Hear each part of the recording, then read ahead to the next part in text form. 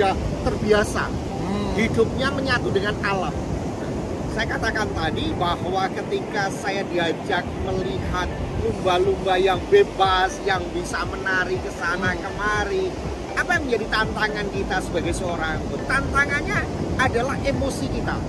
Ya. Yang saya lihat ketika banyak perahu dengan mengejar dia, itu akibatnya lumba-lumbanya tenggelam, nggak mau muncul lagi.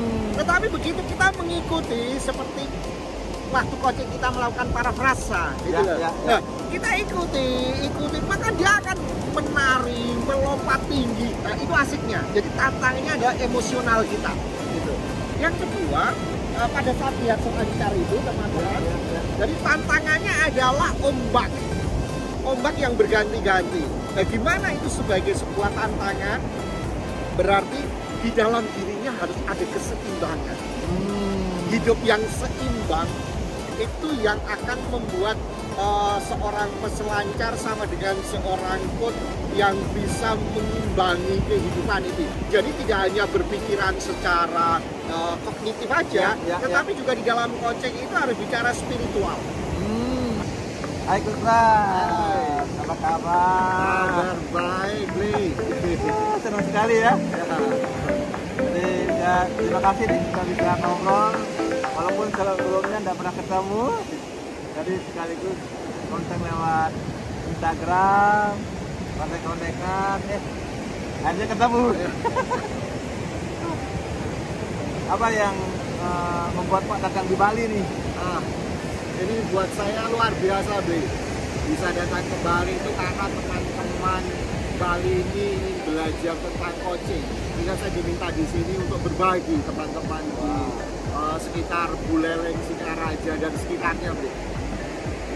Jadi Pak datang ke sini untuk berbagi mengenai coaching gitu ya? Ya. Betul. Ya. Nah, kalau boleh saya tahu, apa yang membuat teman-teman mengundang ke Bali untuk diskusi mengenai coaching? Nah, jadi kan begini, ada beberapa kelompok. Jadi ada kelompok para pendidik dan ada kelompok mereka yang sedang belajar coaching untuk meningkatkan kemampuan bisnis mereka. Jadi mereka ingin bahwa Bali ini kembali hadir, Bali ini kembali hidup lagi, karena dengan cara guru-guru yang mampu memantik para siswa sehingga mereka nanti bisa menjadi entrepreneur yang hebat di Bali. Yang kedua, para entrepreneur atau UMKM Bali ini mampu memberikan sebuah mereka kekuatan kembali agar termotivasi untuk mencari jalan keluar di situasi krisis ini. Ada peluang mana sih yang dia bisa lihat di cara berpikir yang berbeda? Itu boleh. Jadi dengan memberikan pendekatan coaching kepada mereka nanti dieksplor gitu ya? Iya. Dan buat saya sangat mudah memberikan sebuah pemahaman tentang coaching kepada teman-teman Bali. Ada 3 hal yang mempermudah mereka memahami. Kan kita tahu bahwa ada sebuah kata yang mengatakan coaching itu adalah dancing in the moment. Betul. Itu menarik banget. Dan saya mudah, jadi ketika saya kemarin dibawa teman-teman di Lovina, nice. Saya dibawa pagi-pagi hari untuk melihat dolphin. Ya, itu. Saya katakan, coaching ini seperti kita melihat lumba-lumba ini.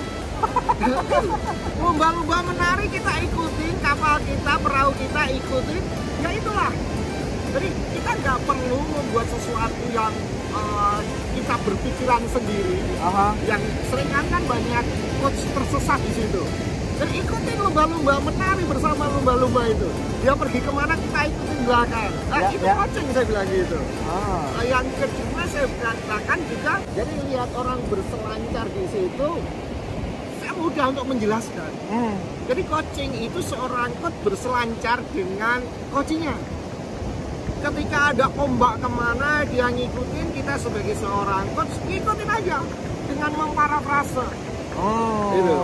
Dengan cara itu maka si coach tidak akan mengalami ketersesatan pikir.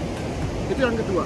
Yang ketiga, ketika kemarin saya diajak untuk snorkeling, di Bali sangat bagus sekali. Bagaimana kita bisa mendalami seorang koci masuk ke dalam dasarnya. Sering kita belajar bagaimana mentransformasi si koci, dan kita harus masuk sampai di perut. Itu yang sangat mudah saya memberikan contoh kepada teman-teman di Bali. Itu mereka sangat memahami. Oh begitu toh coaching. Coaching itu ternyata seperti kita mengikuti lumba-lumba. Coaching itu seperti berselancar gitu ya. Coaching itu seperti snorkeling. Ya, itu luar biasa. Jadi kalau saya bisa menarik suatu kesimpulan nih, apa yang saya dengarkan tadi. Jadi kalau coaching itu bagaimana kita dancing in the moment, apa yang si coach ataupun kliennya obrolin, kita ikut, ibaratnya seperti dolphin, gitu kan. Kemudian bagaikan para peselancar, jadi bagaimana menyeimbangkan selancar kita itu dengan air yang ada, dengan ombak, sehingga kita bisa present di situ kan, mendampingi mereka, gitu kan, sehingga kita bisa berselancar dengan nyaman, dengan enak, dan menikmati. Kemudian kalau kita ingin mendapatkan hal yang lebih dalam, mengeksplor yang lebih dalam banget, dan tentunya kita minta izin dulu kan, gitu kan, sehingga bisa nantinya membantu untuk bertransformasi gitu ya. Iya, betul. Apa yang menjadi tantangan dalam hal delivery coaching ini? Begini Bli, tantangan itu sebetulnya tidak banyak buat teman-teman di Bali. Apa yang menyebabkan tidak banyak? Begini, kehidupan rekan-rekan Bali ini dengan alam itu sudah terbiasa. Hidupnya menyatu dengan alam. Saya katakan tadi bahwa ketika saya diajak melihat lumba-lumba yang bebas, yang bisa menari ke sana kemari, apa yang menjadi tantangan kita sebagai seorang? Tantangannya adalah emosi kita. Yang saya lihat ketika banyak perahu dengan mengejar dia, itu akibatnya lumba-lumbanya tenggelam, nggak mau muncul lagi. Tetapi begitu kita mengikuti seperti waktu coaching kita melakukan parafrasa, nah, kita ikuti, maka dia akan menari, melompat tinggi. Nah, itu asiknya. Jadi tantangannya adalah emosional kita. Gitu. Yang kedua, pada saat lihat selancar itu, teman-teman, jadi tantangannya adalah ombak yang berganti-ganti. Nah, gimana itu sebagai sebuah tantangan? Berarti di dalam dirinya harus ada keseimbangan.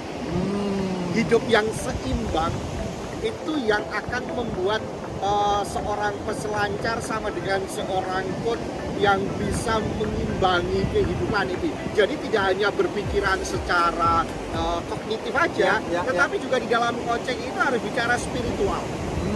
Harus tahu intuitifnya, intuisinya, harus bisa masuk gimana, harus bisa memahami si coach, harus memberi acknowledge, harus memberi sebuah penghargaan di dalam itu yang Yang ketiga adalah kalau kita diving ataupun juga snorkeling masuk ke dalam, tantangannya kita harus tahan di bawah sana. Kenapa tahan? Seringkali orang tidak tahan melihat keindahan si koci. Jadi yang dilihat keindahannya, jangan dilihat sesuatu masalahnya.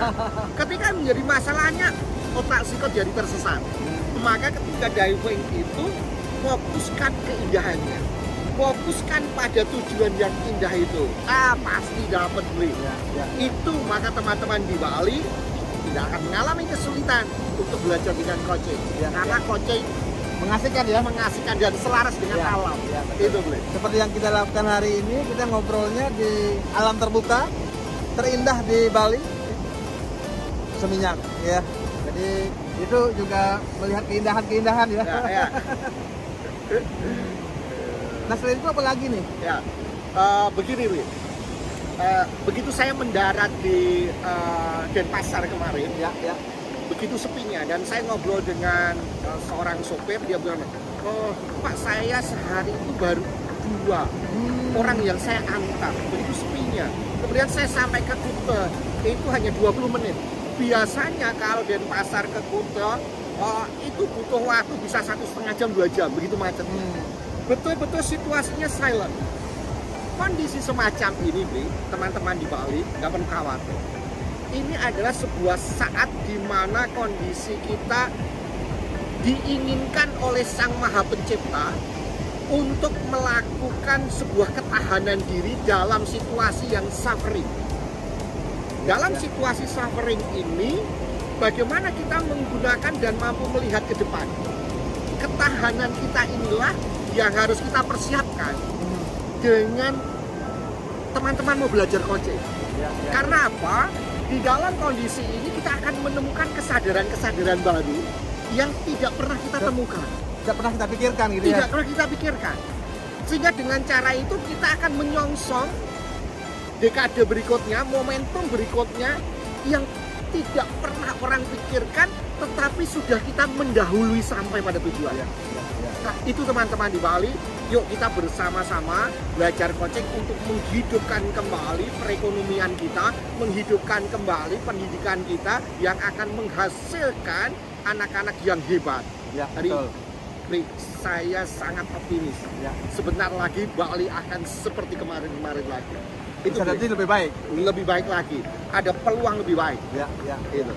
Jadi begitu mendengarkan, begitu dampaknya coaching untuk menyongsong hari yang lebih baik, kesiapan kita. Saya merinding nih. merinding. Jadi saya punya optimisme di sini. Jadi dengan pendekatan coaching ini, semoga itu memberikan satu harapan baru. Karena kita sudah dipersiapkan diri kita. Mungkin kalau saya melihat juga begini. Tadi sempat terlintas dalam pikiran saya, saat ini kita hanya 20% dari yang kita lihat. Mungkin dengan exploring, dengan metode coaching, pendekatan coaching, itu bisa kita kulik-kulik lagi yang 80% yang tidak pernah tersentuh gitu ya. Betul. Ya, karena kemarin saya di Buleleng, teman-teman di Bali, saya mengajarkan gimana para guru-guru di SMK untuk menyentuh yang 80% itu. Contohnya di sana banyak sekali hasil bumi seperti durian yang saya menikmati, hasil rambutan saya menikmati, hasil anggur saya menikmati. Banyak alam menghasilkan sesuatu yang belum dieksplorasi. Dan saya ngajarkan gimana cara mengeksplorasi, gimana cara memasarkan sampai keluar Bali, dan akhirnya kita bangkit lagi. Itu Bu. Saya kira sangat menarik ya. Sangat menarik bagaimana pendekatan coaching itu bisa membantu adanya suatu kesadaran baru, peluang-peluang baru, potensi baru, sehingga itu akan menumbuh kembangkan melalui pendekatan coaching itu sendiri. Terutama dalam hal dunia pendidikan kan. Berarti daya pikir untuk belajarnya berbeda. Iya, betul banget. Keingintahuannya semakin tinggi, Bu. Itu yang terjadi. Dan sebelumnya tidak pernah dikulik-kulik, dikulik-kulik malah menjadi suatu peluang yang dahsyat gitu ya. Iya, betul banget, Bu. Saya kira menarik ya. Ini sudah mulai panas ya. Sudah mulai panas. Nah, yang bisa saya simpulkan 3 hal tadi ya. Yang pertama, bagaimana kita dalam percakapan coaching itu dancing in the moment. Ya kan, kita bagaimana menikmati alur percakapan itu kan menarik. Sepertinya kita menonton dolphin itu sendiri kan. Kalau kita ingin melihat dolphin loncat-loncat, kita harus mengikuti iramanya. Ya kan, sehingga itu akan semakin menarik. Kemudian pada saat kita ingin membuat suatu keseimbangan terhadap diri kita dalam menemani coaching itu sendiri, berarti ibaratnya seperti kita berselancar gitu kan. Bagaimana kita menyeimbangkan diri kita dengan air, dengan ombak yang datang bergiliran, sehingga kita bisa menyeimbangkan, sehingga kita bisa berselancar sedemikian menikmatinya gitu ya. Kemudian yang terakhir adalah bagaimana daya tahan kita pada saat kita melihat yang menarik-menarik gitu ya. Terima kasih atas sharingnya. Semoga sahabat yang ada di Bali dan di luar Bali juga mendapatkan suatu inspirasi baru berkaitan bagaimana perjalanan coaching begitu menarik, begitu memberikan dampak pada setiap orang yang didampingi melalui pendekatan coaching itu sendiri. Terima kasih. Oke, terima kasih Bli. Terima kasih rekan-rekan di Bali. Sampai ketemu kembali. Sukses selalu. Terima kasih Rahayu.